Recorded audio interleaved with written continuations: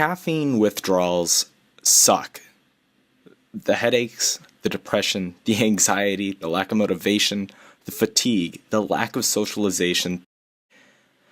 Caffeine withdrawals, when there is a mountain of very important work to do, really suck.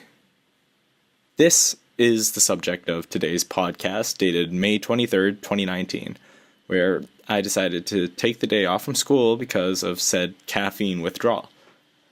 It all started when yesterday I decided to have several cups of coffee followed by 2 energy drinks. It should be noted that I have actually been abstaining from large amounts of caffeine for the past couple of months, but my past with caffeine and its potential abuse is long. Freshman and sophomore year was spent with me drinking several energy drinks per day just to get by. In fact, I was never able to get through a day without at least 2 or 3 cups of coffee. Needless to say, I was a caffeine junkie. I'm getting a little off track. Let me explain the events leading up to today.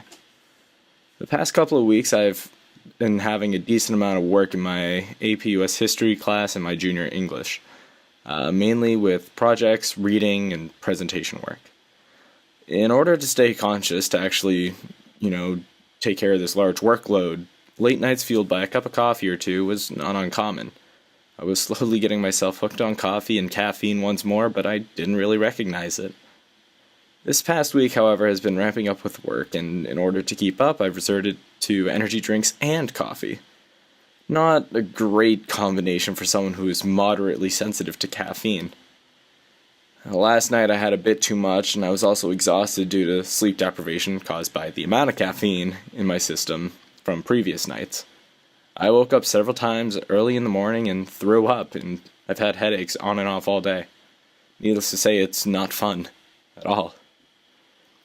When I was finally at the time when I normally wake up around 5:30 in the morning, I had to explain to my mom I was feeling pretty sick and under the weather. And she eventually gave in and let me stay home from school. All this morning I've been on and off with getting up, moving around, and I've been resisting the urge to have coffee. However, instead of actually doing the work that needs to be done, like researching, I've been procrastinating. Well, even so, that's hardly true.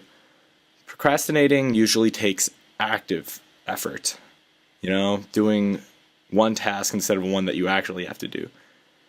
Instead, I've been lying down in a heap, hardly even staying conscious. Even now, I'm only just starting to procrastinate by writing this script for a YouTube podcast.